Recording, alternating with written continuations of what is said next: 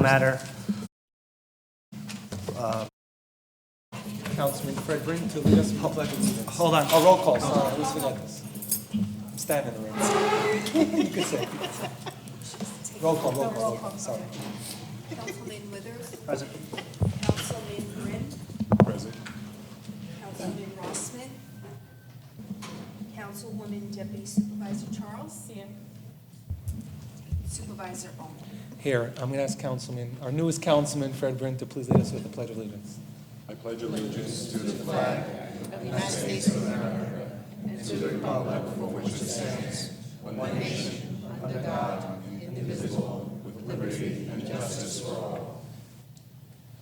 going to give over the floor to our town attorney, Michael Klein, to read into the minutes about the public hearing, the notice. So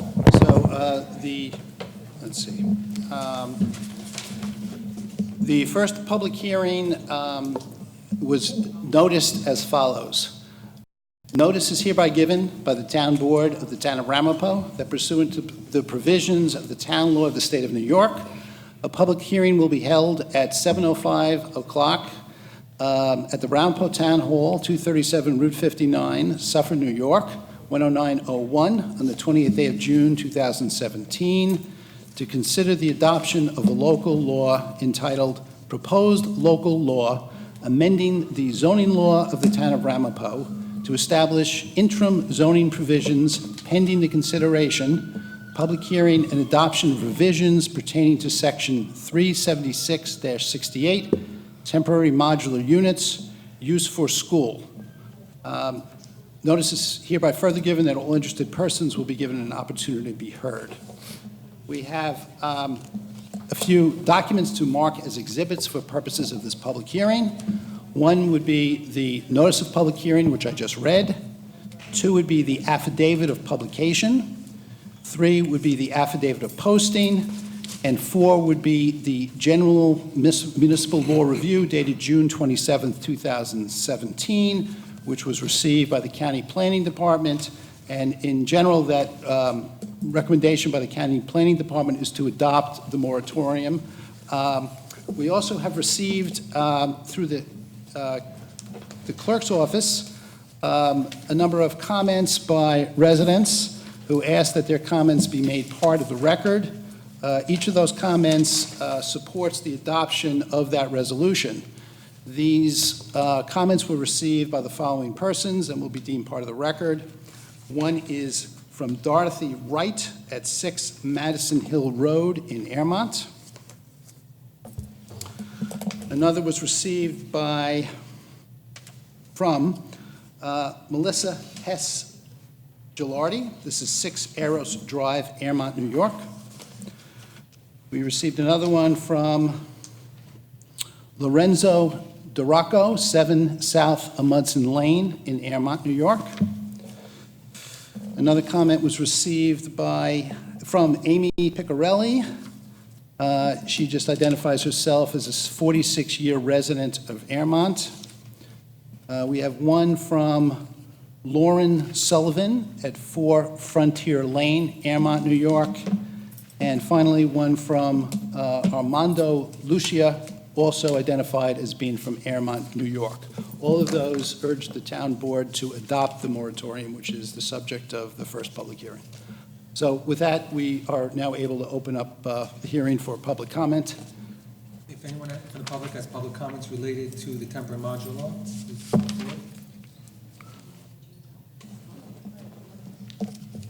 forward. Good evening. Deborah Munitz, 5 Rose Hill Road. I had one question. Well, I think it's pretty much one question. The legislative intent is to preserve the status quo pending the adoption of amended provisions. So first of all, I want to commend you guys for taking this action. I think this is absolutely a great step in the right direction. My key concern is, as you know, I've been coming out since last August with great concerns about the status quo. So my concern at this moment is really this is intended to preserve the status quo. I would like, before you pass this, to give, to at least make it clear to the audience and anybody else speaking, maybe you can do that now, actually, which applications are not subject to this moratorium? I'm aware of at least one application that has gotten a building permit and arguably for very questionable problematic plans. And as my interpretation of the reading of this, it is not covered by this moratorium, and I think that that is precisely the type of situation that we should be halting and putting on hold until we come up with a better procedure and a better set of rules. So I think that from my perspective, I think it's really important for the board to demonstrate your knowledge of the current situation in front of the town of Ramapo with respect to applications and what is covered. And, well, obviously you don't know what's covered because anything new would be covered. I think the key concern is what is not covered. It's a short list, and I think you guys should know what that list is, and you should divulge it. Thank you. Thank you. Anybody else? Sorry, I'll address it afterwards. Sorry, go ahead. It's Robert Romanowski, 183 Maple Avenue, Muncie. I encourage the board tonight to adopt the 6-month moratorium. It seems like the use of these trailers is starting to get somewhat out of control.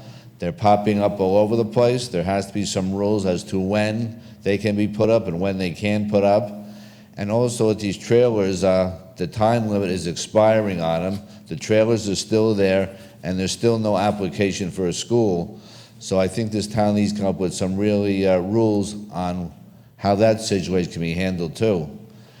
And as far as these modular schools, there's a lot of them going up, and I don't know what it is, but that's not how the public schools were built. The schools were just built without these modular trailers. So I think the town really needs to look at this situation very carefully and figure out when modular trailers should be allowed and what to do if they're up past their time. Thank you. Hi, I'm Warren Bird, 6 Demer Lane, Suffern, lived here 30-plus years. First, thank you for considering this moratorium. I strongly support it with the others, and I appreciate you looking into it. I'd like to suggest that you also consider the same logic for dormitories that are being put up as accessories to schools. As I understand it, I could be wrong, that when a school goes in, it is understood immediately that a dormitory is an accessory and can also go in as part of the school. Again, that happening quickly and without always clear implications for the neighborhood. So if you're going to review the modular units, would you also review the dormitory rules as well? Thank you.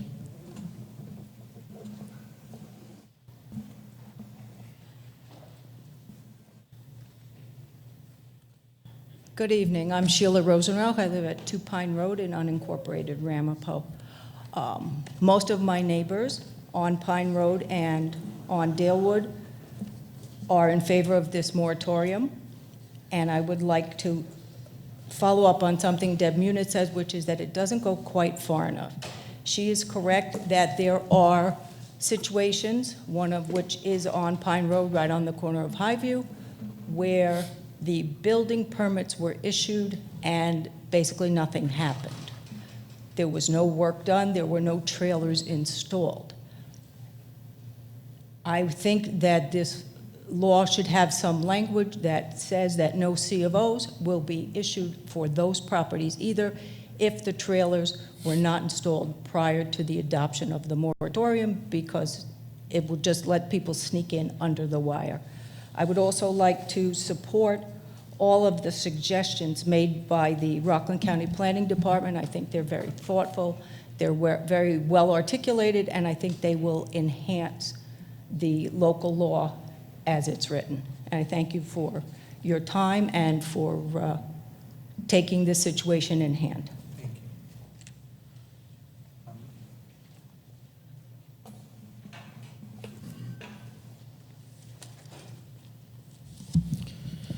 Good evening. My name is Jack Schloss. I reside at 13 Pine Road. And I have read the proposed draft of the local law. I have also read the GML review from the County Planning Department. I hope that everybody in the board has read those documents as well. My first comment echoes Ms. Rosenrausch, who recommends the adoption of the recommendations that were provided by the County Planning Board. I do believe that they are very sound and should be incorporated into any local law.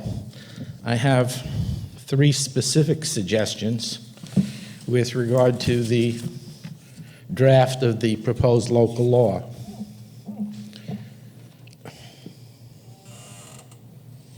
I'm sorry, Mr. Schloss, you mean the moratorium law? Or Yes. whatever? It's not a new law. It's stopping the existing law. We're not creating a new law. We're just It's a putting hole proposed in it. amendment to an existing law. Am I correct? Correct, but we're not making changes to it, rather we're just putting it on hold. I'm talking about the document that was on the website that says a local law amending the zoning law of the town of Ramapo to establish interim zoning provisions pending the consideration, public hearing, and adoption or revisions pertaining to section 376-68, temporary modular units used for school. My first specific comment has to do with section 4, where it says administrative relief, paragraph A, the first sentence. It says, the proposed amendment, the town shall have the power to vary or modify the application of any provision of this local law upon its determination in its absolute legislative discretion. I would propose substituting for the word absolute discretion, lawful discretion. We have had too many examples already of actions were taken with the belief that there was absolute discretion. So my first suggestion is to change the word absolute to lawful legislative discretion. The second comment has to do with paragraph B of section 4, where it says, application for such variance or modification shall be filed with the town clerk during the normal business hours. Such application shall be placed upon the agenda of the next regular meeting of the town board, provided, however, that if such application is not filed before 12 noon of the 5th day preceding the day of the next regular town board meeting, then such application shall be placed on the agenda of the next regular town board meeting. My suggestion is that 5 days advance notice to this board of an application for a variance is totally unreasonable. What has happened in the past is there have been all kinds of inadequate notice. I don't believe anybody on the current board fancies themselves a zoning expert. If something is filed at 4:59 on the 5 days before your next board meeting, you won't have 5 days, you'll have 4 days if you get it first thing in the morning, which you likely won't. That all likelihood won't happen. What this does is, it's too short a period of time. You will have no opportunity to discuss the matter with with the town's attorney's office, not with those who have expertise within building, planning, and zoning, or other professionals. So my suggestion is that the application that goes to the board should have at least 30 days notice. Much like a loss, if you're going to start some kind of litigation, you would need some minimum notice, and I think 5 days is insufficient. My third comment has to do with Section 7, superseding other laws. It looks like an innocuous sentence. I believe it is the largest flaw in the local proposed amended law. This local law is enacted in derogation of sections 267B of the town law by authority of Article 2, Section 10 of the municipal home rule law of the state of New York. I challenge any one of you to tell me what's in there and what that means. My understanding of that section is, and the way the 267B deals with permitted actions by the zoning board, by zoning boards of appeals. And there are certain standards that have to be met before zoning boards of appeal grant any kinds of variance. By this section, by substituting your judgment for the planning board, for the zoning board, and the CDRC, what you're doing is you're taking away all the opportunities to examine what the proposed variance is all about. I suggest very strongly to you, I could read it to you, but it'll take some time. I suggest that you read 267B and see what is in there. I don't think that this section, that superseding, that this local law be enacted in derogation of section 267B of the town law by authority, that should be eliminated, in my opinion. Thank you for listening. Anybody else want to address the board? Can I just make a comment that I Just someone who didn't speak yet. Deborah, someone who didn't speak yet. I just want to make the one comment that that was an excellent catch by Mr. Schloss, and I just want to add that I agree with everything, and I really recommend the same things. Thank you. Did you want to speak to the board? Sir.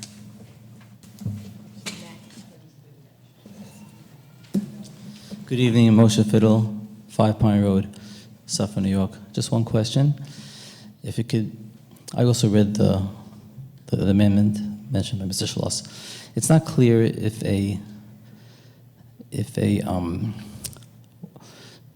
application that already received a permit from the town applies for an extension.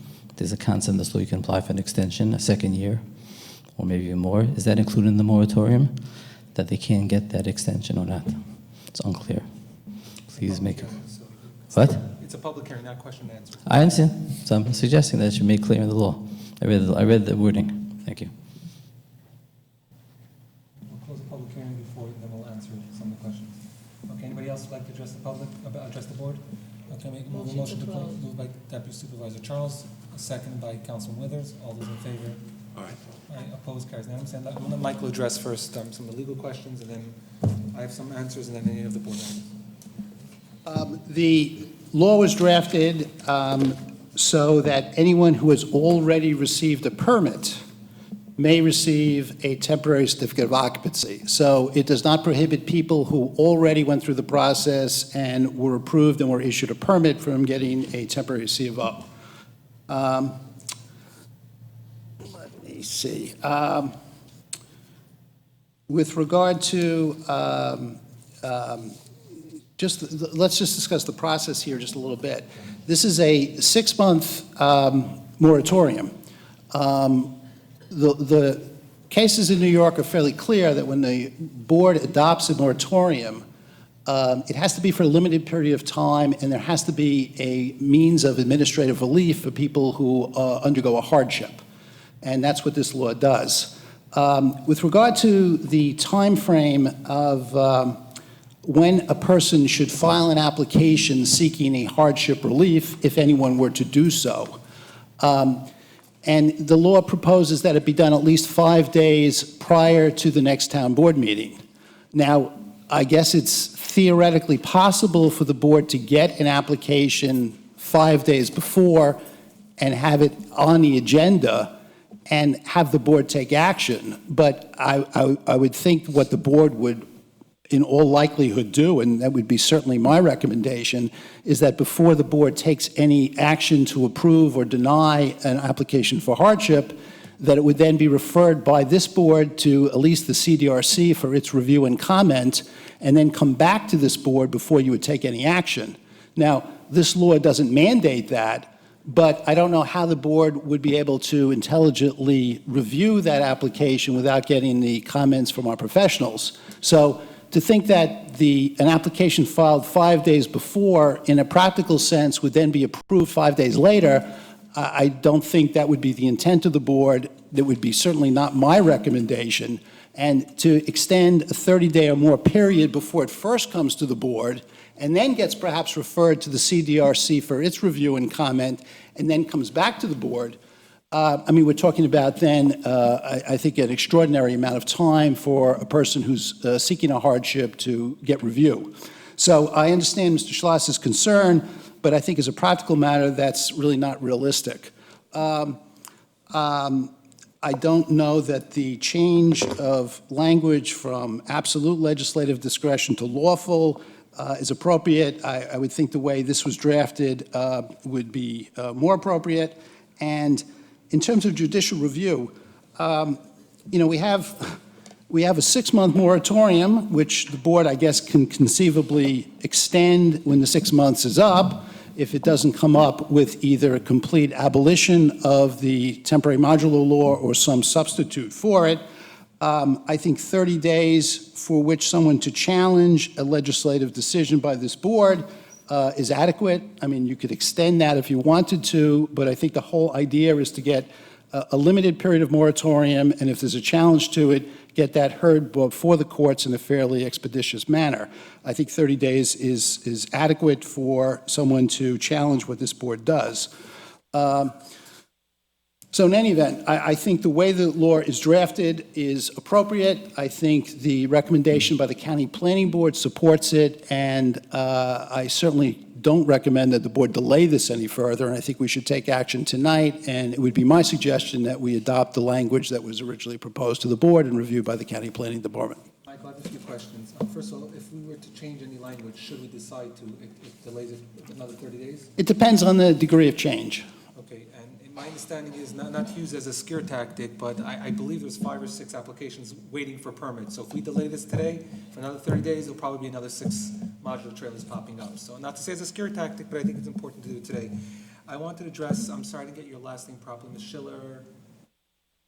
Yeah, I want to quote Pine Avenue. I drive by there, Pine Road. I drive by there every single day. My kid goes to school a few blocks away, and it's used as a shortcut to bypass the light on Highview, and we use it to go to Carlton. I go on it practically every single day. It is a disgusting eyesore, okay? And I'm not going to say that was the main factor behind why I was pushing and why the board wants to put the moratorium, but it definitely was part of the factor. I have reached out to that builder very loud and clear, even though we don't have no authority to force him to do something at the moment.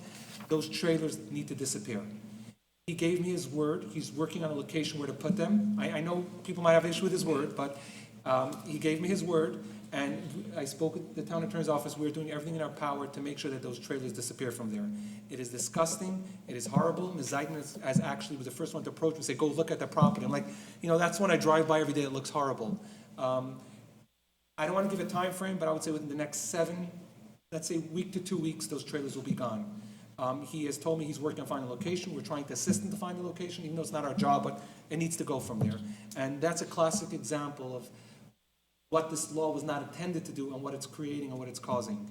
The law was intended when it was made, Bruce Levine gave us a lot of input then, it was made to allow existing schools that are already there, that are run out of space, on a nice, beautiful, couple of acreage that could hide it behind the building, it's covered with trees, nobody even knows that it exists.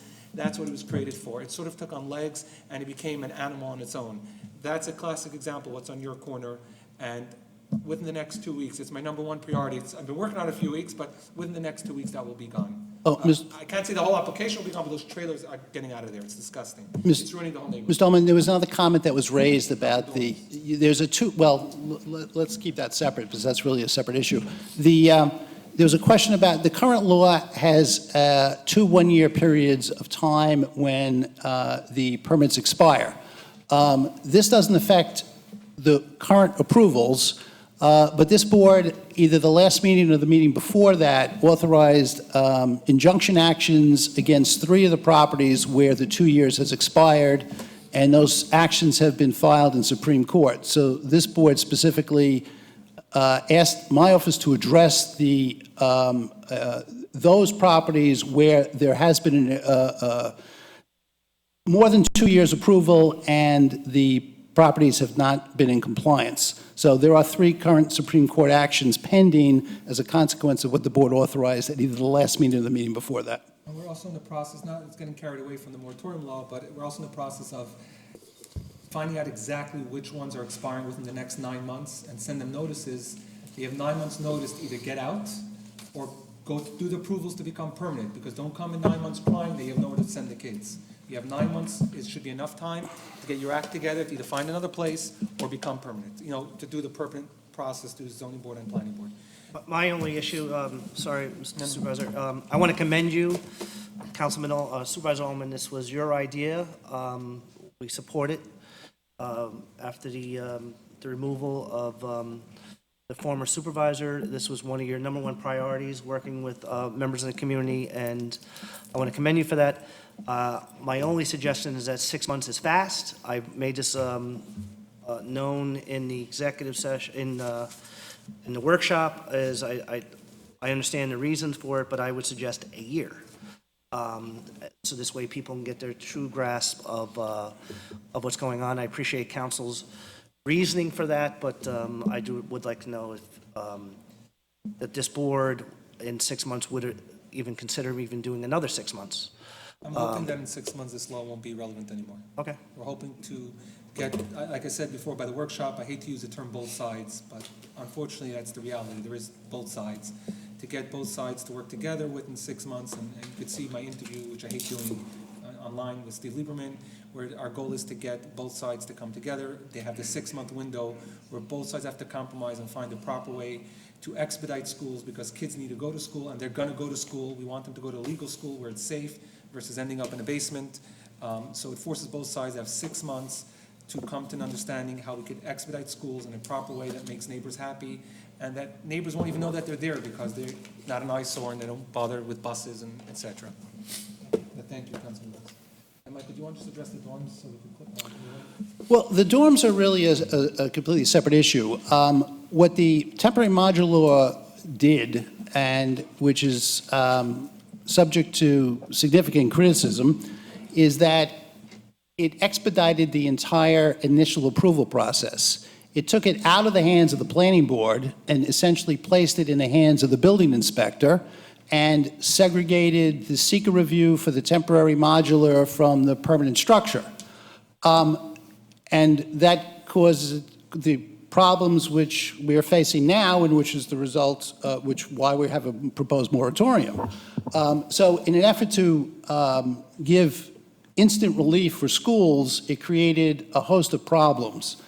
That's not the case with the dorms, because the dorms are subject to planning board approval. There's no expedited process to have them approved. So that requires full public hearings. It involves the full seeker review. It involves the planning board, referrals to the GML, to the county. So it's really a different situation than the temporary modular laws, which really attempted to compress the approval process in a really quick manner, and that resulted in the problems which we're having now. The dorms are really separate from that. So I think to equate the two issues is really not appropriate. Whether or not dorms should be reviewed as part of an overall zoning review is a different issue, but it's really not a parallel to the temporary modulars. Okay, I'd like to entertain a motion. Thank you. I'd like to entertain a motion to... Can I just have one question? Can you, Mr. Schloss's point number 2 about this 5-day notice regarding a hardship, I know you sort of explained it. Can you just clarify that again? Yes. The purpose of the Logic was that 5 days as versus 30 days, or? Since we have only a 6-month moratorium, and we are required to make the law defensible, we require to have some kind of outlet for people who truly have hardships based on this law. So we have a limited period of moratorium. If a person comes in for a hardship, there has to be a way to address that relatively expeditiously. So to require, in my view anyway, a 30-day advance filing period before it gets to this board, and then the board, in all likelihood, was going to refer it to another board for its review and comment. So now we're probably, into 60 days before it comes back to the board, or perhaps longer, I think that kind of frustrates the purpose of the hardship exception. Now, again, if the board were inclined to, I think it could conceivably approve a hardship application too quickly, but I don't see the board doing that, and I think in all likelihood, the board is not going to independently make that kind of decision without getting input from our land use professionals, particularly the CDRC, which of course is our town planner, the engineer, the town attorney's office. So It comes back to this board. it comes back to this board. I want to make sure that's clear. The Solely this- hardship is decided by us, right? That's correct. This doesn't. It's go to- not the CDRC or No, the it's planning board. It comes exclusively back- within this board's jurisdiction to entertain it, to approve it, or deny it. So it doesn't go anywhere else unless the board wants to get other boards' input as to what to do. So that's solely within this board's prerogative as to how to deal with the hardship exception. And Councilman Supervisor Ullman is putting people on notice, like, get your act together, or we file Supreme Court action against them. I mean, so they're given plenty of time, notice to get their Giving now 9 months notice, anyone that's expiring in 9 months, don't come to us in 9 months crying that you have nowhere to go. You have 9 months to. Well, come to us. I'm making that point, that's exactly my point, is that, don't come to us now with a hardship. And I want to make that publicly clear, Okay. Thank Okay, on the motion to adopt the local law, Withers? moved by Councilman Withers, seconded by Charles? Deputy Supervisor Charles. All those in favor say aye. Aye. Opposed, carries unanimous. We're now, Council, if you could address the local law regarding the Department of Finance.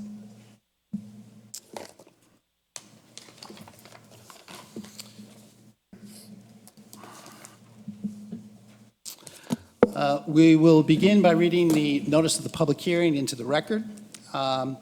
Notice is hereby given by the Town Board of the Town of Ramapo that pursuant to the provisions of the Town Law of the State of New York, a public hearing will be held at 7:00 p.m. at the Ramapo Town Hall, 237 Route 59, Suffolk, New York, 10901, on the 28th day of June, 2017, to consider the adoption of a local law entitled A Local Law Amending the Department of Finance Law of the Town of Ramapo regarding the positions of Finance Director and Deputy Director of Finance. Notice is hereby further given that all interested persons will be given an opportunity to be heard.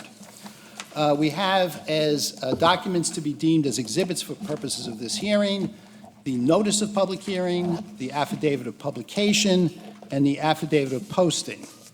We have also received, through the town clerk's office, a number of comments by residents who asked that their comments be made part of the record. All of the comments urge the board to adopt the local law which is now proposed. These are essentially the same people and the same letters that we received as to the prior public hearing. They were received from Dorothy Wright, 6 Madison Hill Road in Airmont, New York. All in favor of them, correct? All in favor, yes. We have one by Melissa Hess Gilardi of 6 Eros Drive in Airmont. We have one from Lorenzo Duraco, 7 South Amundsen Lane in Airmont. We have one by Amy Piccarelli, an Airmont resident. And let's see, we have 2 others.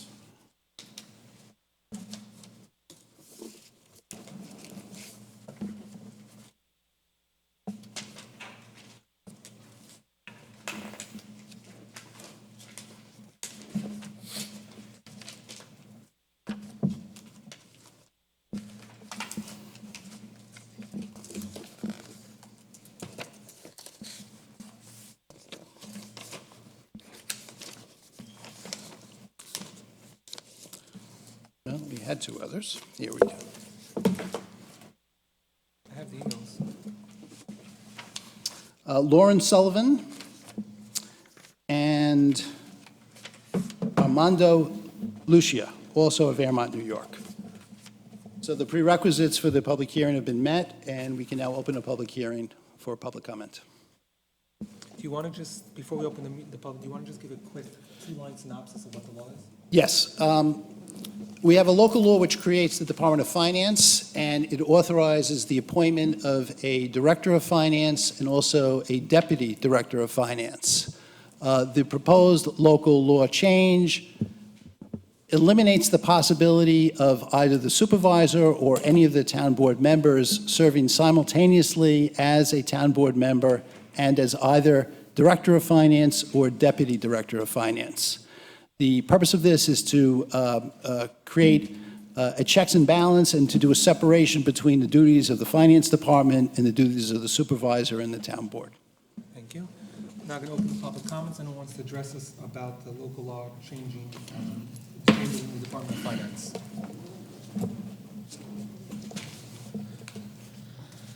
Robert Romanowski, 183 Maple Avenue, Muncie. I encourage the board to adopt this law change today.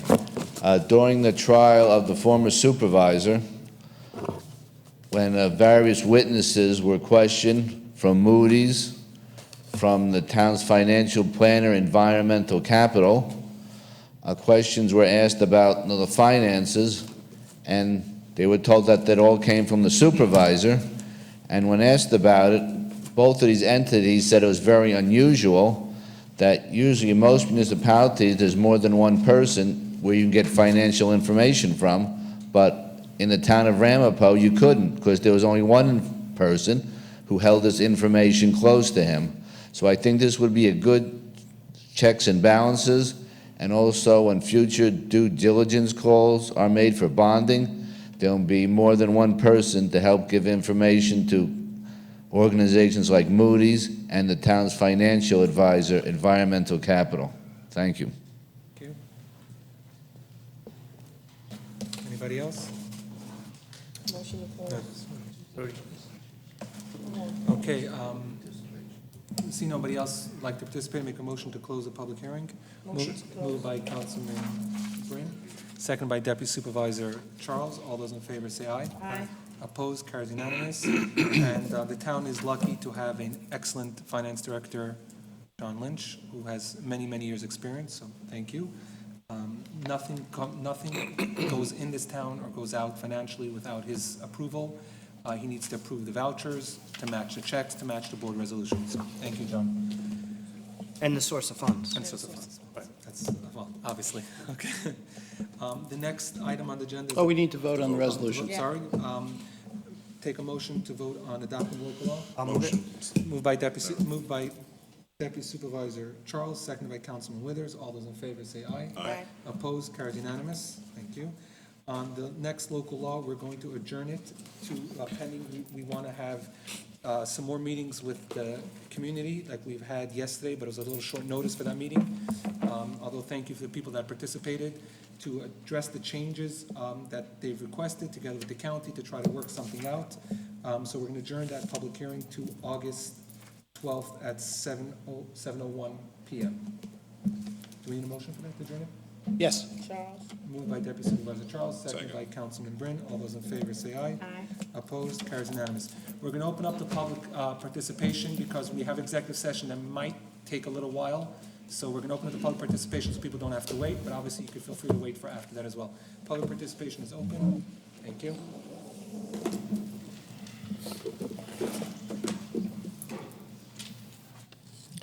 Rudy Dent, 8 Red Oak Lane. I was also at the federal court just about every day, and I saw the entire Ponzi game unveiled. And recently, I heard a town mayor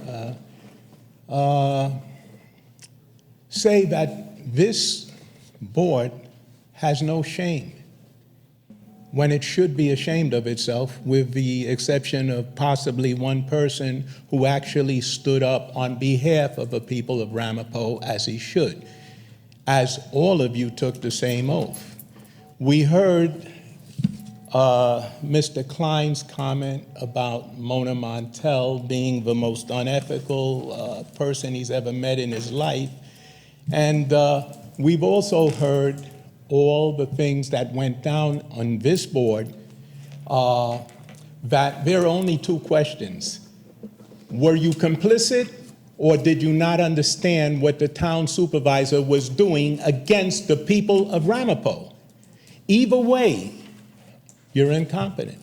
You're either, by virtue of knowing, intentionally, recklessly, or negligently committing the act, you're guilty. If you knew what you were doing, and if you didn't, you're incompetent. This board does not have my respect. I'm not going to play let's pretend that everything's above board. The thing with Nat Oberman was disgusting and disgraceful. He was joked about as being the fall guy in case the Ponzi schemes were unveiled. What has happened in this town violates the constitutional separation of church and state. We have overrepresentation by a minority who's running the town and serving its own self-interest against the interests of the people of Ramapo. I remind you that there was an over 70% referendum, don't use our money, for this sinkhole that now has us in a burden that's going to follow us for the next 20-something years. I pay $21,000 in taxes here for you. You work for me. I don't work for you. And you're sitting in a position of trust. I like you. Mr. Dent, your time is up. No, it isn't. I have 25 seconds. I'm sorry. All right? No, I hit the thing. I have Mr. time. Dent, actually, New York state law does not require public comments by a meeting. We do it as a favor, as a service. So finish up, because it's past 3 minutes. I want to hear what you have to say, but let's wrap it up. What has come to my attention, and if I find out it's true, I'm the guy that told you that if you violate your indemnification, your fiduciary obligations, your indemnification insurance would disown you, which has happened with Chris. And then he used our money. We should be filing a suit against him, a lien against everything he has, because he might end up walking and staying out when he files for his appeal. He might stay home. And if he's pulling the strings from behind the scene, it's also come to my attention that the only person that stood up in this board was Pat Withers. Now, and he's the guy that bought Melissa to the FBI. And this was before it hit the fan. All right? So, you know, the thing is, We need to wrap it up. he may be persecuted now, and he has demonstrated that he's lived up to his fiduciary obligations, and therefore his indemnification insurance should stand by him. And I told Melissa's mother, that Melissa's not my daughter, Okay, we need to and wrap her up. sister is not my sister, but I couldn't be more proud of them. They stood up for us. You guys didn't. You should resign. You don't have my respect. You don't have my support, and you should have some shame here. Okay, anybody else like to speak?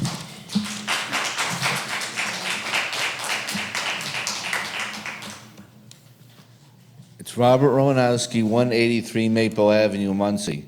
Driving around, I see, we have these town clocks like the one we have out by the town hall here. The one by Lake Suzanne is not working. It has the same time on it all the time. And the one on the corner of New Hempstead Road and Route 45, that one is working, but that also has the wrong time on it. And I also want to talk about the base that's around the clock. It's all sinking and uneven, and it looks very unsightly. The town paid a lot of money for these clocks, and maybe the board could explain why they can't keep time. Thank you.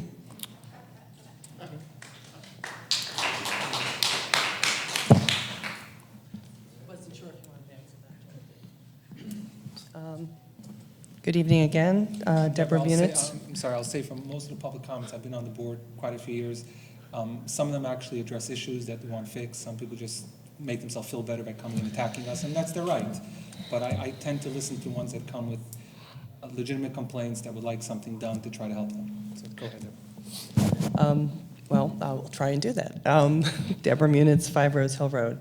I had gotten a copy of the building permit fee schedule that I don't know if it's actually on the agenda after the executive session. I think it is.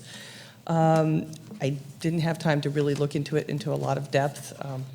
we're dealing with the growth floor area. Thank you very much for adjourning that. It was appreciated. Actually, before I talk about this, I'm hoping that at some point before you go into executive session, if you could maybe just map out, I know we're going to adjourn that until August 12th. I don't know if you had a chance to kind of map out a timetable, and if you will do another workshop, that would be welcome. So if you have any ideas of what your timeframes are, if you could talk about that before you go into executive session. With respect to this, the building permits, there was just a couple comments. I kind of want to reiterate some that I had shared back in, I think it was January. I still believe, and there are still things that are missing, and I don't know if they're addressed elsewhere, but I did not see, I know these are meant to be building permit fees, but I don't know where there is a fee schedule for all of the reviews. You know, the CDRC reviews, the site plan reviews, the SECRA reviews, the special permit reviews. And I don't know whether those are separate and apart from these, and I'm assuming they are, but do you have a fee schedule? I believe it's a fixed hourly rate, but I'll double check. No, I don't think it is. I think it's usually a fee, and right, and I think that that's important. I still think that there is a little bit of inequity. I know that the version that was, I think, posted on the website was not the one that you're voting on tonight. It still strikes me that, you know, there's a little bit of a disparity between the per unit cost for the multifamilies versus the single-family homes and renovations. General good planning suggests that local economies are actually better driven by renovations, and that you get more economic growth out of an area through, you know, inspiring and helping to do good renovation work versus just replacing single-family homes with multifamily homes.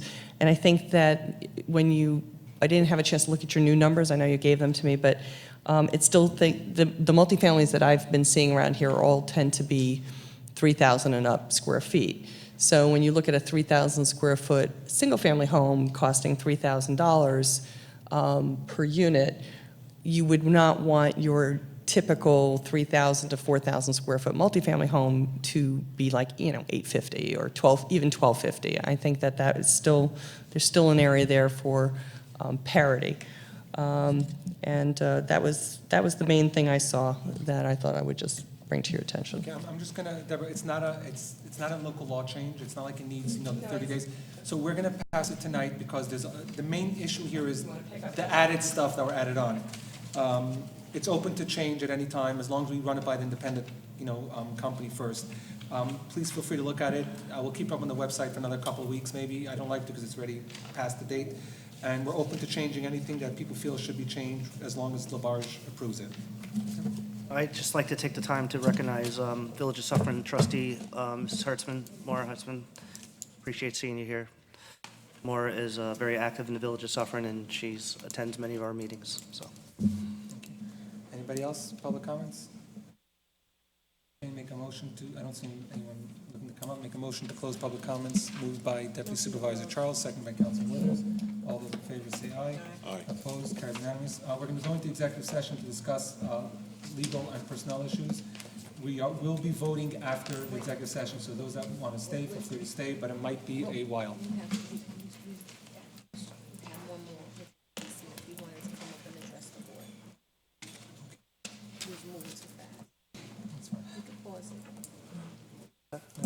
Okay. He doesn't have to. We're voting on anything else. We're voting on anything. Okay. I'm sorry. We just need a motion. Motion moved by Councilman Withers, second by Councilman Brin. All those in favor say aye. Opposed? Carries unanimous. We're going to executive session.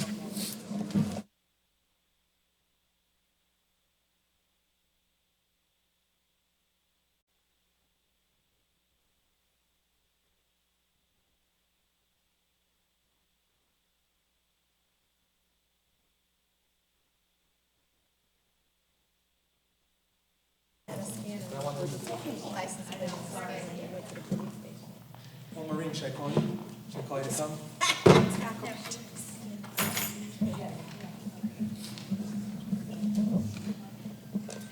I can make a motion to go out of executive session by Councilman Withers, second by Deputy Supervisor Charles. All those in favor say aye. Opposed, carries unanimous. We're going to go out of order. Personnel.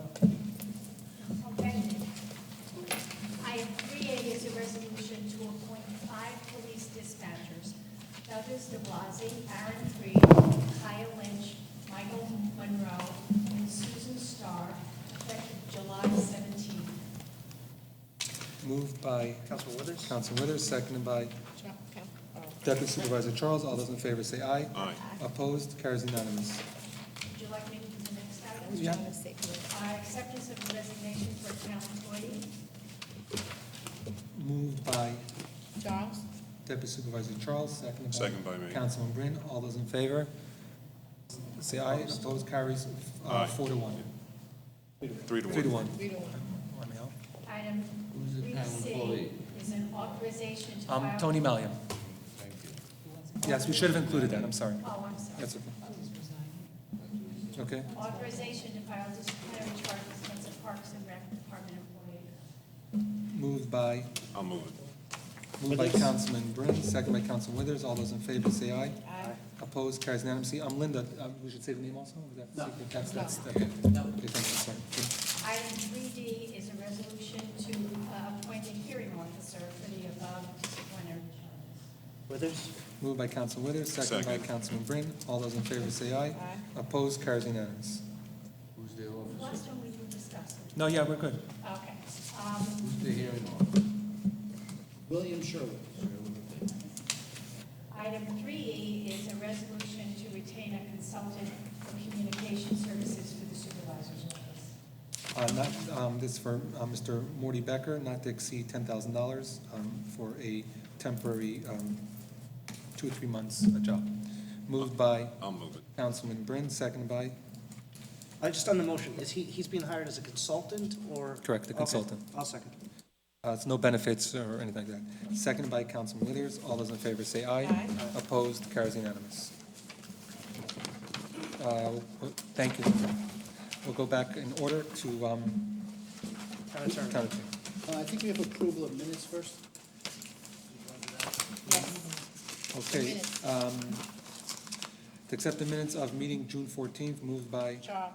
Deputy Supervisor Charles, seconded by Councilman Withers. I'll abstain. All those in favor, say aye with 1 abstention. Aye. Carries 3-0, 1 abstention. Okay, minutes of, to adopt the minutes of meeting, special meeting June 19th, moved by, I'll second it, but I'm gonna abstain. Then I we wasn't- don't- I wasn't here. no, we have a problem. Actually, that one will have to be adjourned to That the has next to be meeting. adjourned. Yeah, because he wasn't here either. Oh, he wasn't here either. He wasn't here either. Okay, so that will be adjourned, but do you remember which one it is, so make sure we vote on it? 19. June 19th. Okay. Special meeting of June 20th of 3:45 PM, moved by Withers? Deputy Supervisor Charles, second by Councilman Withers. I'm staying. All those in favor, Aye. say aye. Carries 3-0, 1 abstention. You have a problem with the next one, Yeah, because you technically resigned. right. Okay, so So, take the lead, I Deputy make the- Supervisor. We won't So have, 1 second. we won't have the Oh, we have the votes. votes in that Aren't either. I allowed to vote if I read the minutes? We don't know. Technically, I could vote on D because I was already back at that meeting. No, No, you weren't a board member. Yes, I until was. you- no. In the middle of the meeting, I At became a board meeting. 3:49, no. Let's Let's table wait, that let's and table we'll that. figure out how I to didn't deal show with our it. outside counsel. to let us know. Town Attorney? The first resolution is to approve an agreement with the Village of Spring Valley, where the village will be sending 73 children between the ages of, various ages, to attend our summer camp program. Charles? Moved by Deputy Supervisor Charles, seconded by I'll second. Councilman Brin. All those in favor, say aye. Aye. Opposed, carries unanimous. We currently have an intermunicipal agreement with the County of Rockland. This is for the maintenance of a wireless communications tower at Rockland Community College. This will extend that agreement through 2020. Charles? Moved by Deputy Supervisor Charles, seconded by Second. Councilman Brin. All those in favor, say aye. Aye. Opposed, carries unanimous. At my office's request, this board previously approved the use of a physician for what's called an IME, an independent medical examination on a personal injury matter. The cost of that was approved at $1,500. The actual cost came in at $1,645. So this resolution amends the prior resolution to change the amount that's authorized to $1,645. Moved by Deputy Supervisor Charles, seconded by Councilman Brin. All those in favor say aye. Aye. Opposed, carries unanimous. This board previously approved a building permit fee schedule based on the recommendations of an independent consultant, Labarge Group. It's now been recommended that that building fee schedule be amended, and this resolution will adopt those amendments which were previously discussed with the board. Moved by Deputy Supervisor Charles, seconded by Councilman Brin. All those in Second. favor say aye. Aye. Opposed, carries unanimous. Can we just go back to the camp? I think it was 73 children, but it really is 78 children. I just want to make sure we're clear on the number. It's 78 children. Oh, you're right. It's 73 children between the grades 1 through 5, 3 children in the teen track program, and 5 children at Camp Scovey. Why So, not just up to 100 students? They pay, Because it's per dollar. Well, it's per child anyway, It's so per just child, do but up it's to a 100. dollar, it's a specific amount. If Michelle's able to handle it up to 100, then it just covers everything. We already voted on We it. already voted on it. well, this is what the village, this is also what the village approved. So Right. it's 73, 3 plus 5. Okay. Okay. The town has brought a claim against a Mr. Valinsky for damage to a police car. This resolution authorizes the settlement of that claim, by which the town will receive $5,685.42. Moved by Deputy Supervisor Charles, seconded by Withers? Councilman Withers. All those in favor? Aye. Opposed, carries unanimous. There is pending a personal injury action in which the town is defending, and this resolution permits the retention of a physician to conduct an independent medical examination at a fee not to exceed $2,000 to help in the defense of that litigation. Moved by Withers? Councilman Withers, seconded by Councilman Brin. All those in favor say aye. Aye. Opposed, carries unanimous. A vehicle owned by a Mr. Haas struck and damaged a light pole, which is owned by the town of Ramapo.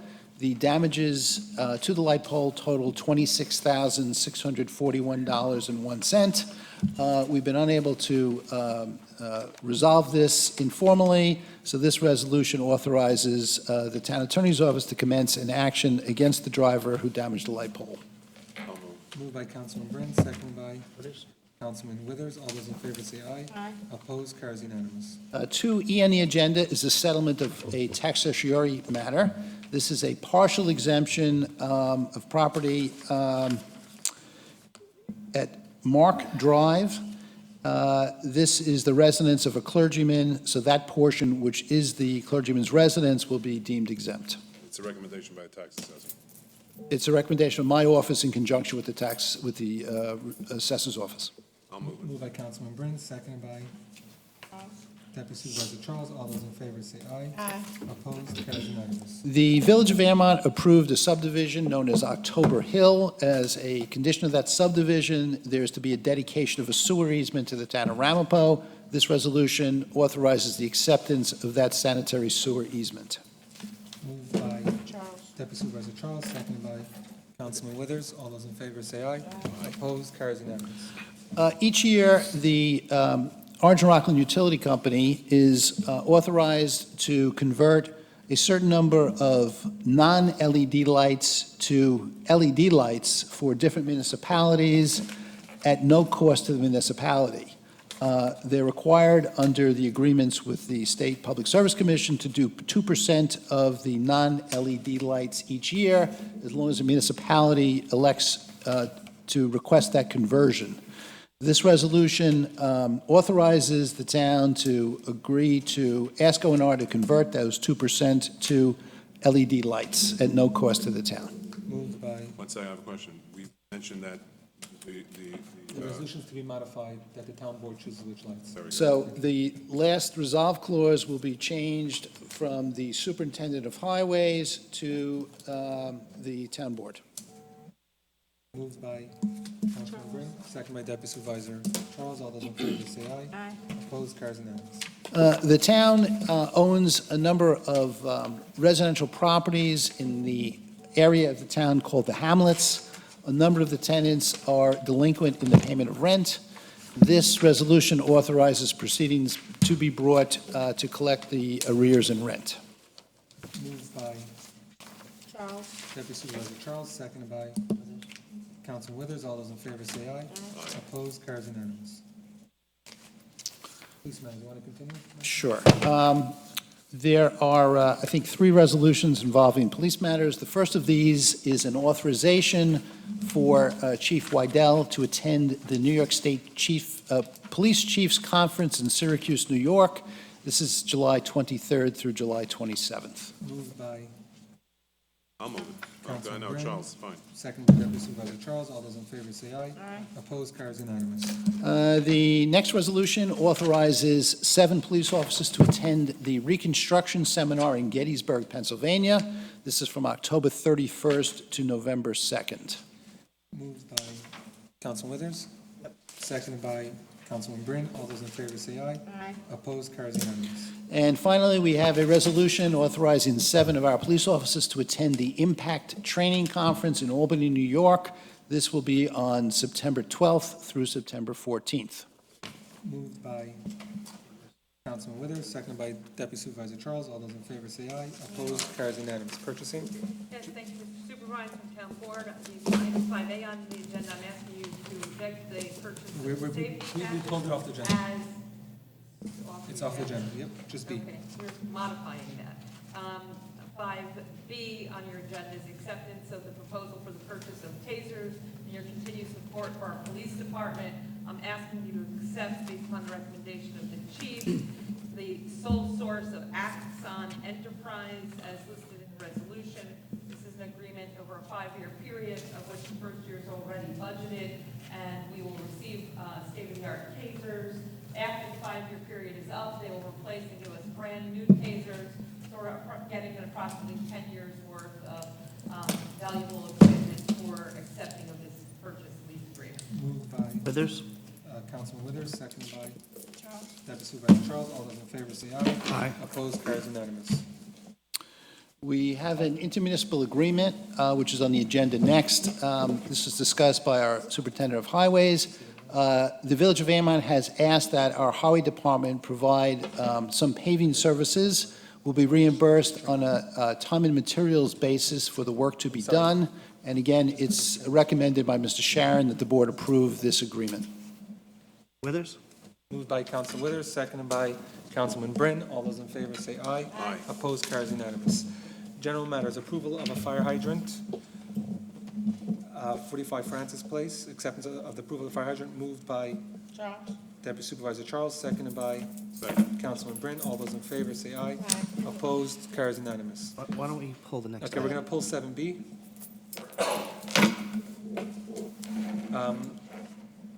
To change the dates in July and August for the town board meetings, we are going to have, sorry, let me just pull out the calendar. I believe our July dates will now be July 10th as our workshop. At 7 PM. July 12th is the town board meeting at 7 PM. We're also canceling the police commission meeting for July. And for the month of August, the workshop will be on August 7th at 7 PM, and the town board will be on Wednesday, 7 PM, and the police commission to stay as scheduled. All those, moved by Councilman Bryn, second by Deputy Supervisor Charles. All those in favor say aye. Aye. Opposed, carries unanimous. Next boards and commission, to appoint Mr. Murphy to the Golf Committee. Is it a term? Is there a term? I think it's, Filling the expired term, Of the- ending on 2019. yes. Okay, moved. I'll move it. Moved by Councilman Withers, seconded by Second. And it's Councilman Brand. Michael Murphy of Suffern, New York, a volunteer firefighter for the village of Suffern, and a longtime village resident, and a member, I believe, that will be an outstanding member to the advisory committee for the golf course, and be an asset to beautification and trying to better the golf course enhancement itself. So, thank you. All those in favor say aye. Aye. Opposed, carries unanimous. We have one new business item, Supervisor. Correct, yep. This is to approve a request for funding by the East Ramapo Marching Band Parents Association. We've done this a number of years in the past. Mr. Smith has been here and has... And it's budgeted. It is budgeted, and we've been advised of how successful this program has been in the past, and it was recommended particularly by Councilman Charles, that this is an important aspect of the town that should be continued for this year as well. And Mike was here from the head of the jazz band. I'll move it. Second. Moved by moved by Councilman Withers, second by Councilman Bryn. All those in favor say aye. It passes 3-0 with one abstention. Deputy Supervisor Charles, before we close the meeting, I apologize to everybody. I need to discuss something with council real quick. Yes.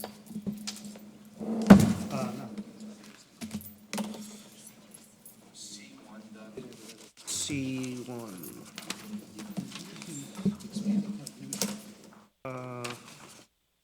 C1, Claim? the minutes or the claim? Kent Rosamini? Yes, that was done. Yes. Oh, no, we pulled that. Which Yeah. one? I'm sorry. Ken Rosamini. The town employees' Yes, correct. car. Okay, make a motion to close the meeting. Motion to adjourn. Moved by Councilman Bryn, seconded by Deputy Supervisor Charles. All those in favor say aye. Opposed, carries unanimous. Thank you, everybody, and have a good night.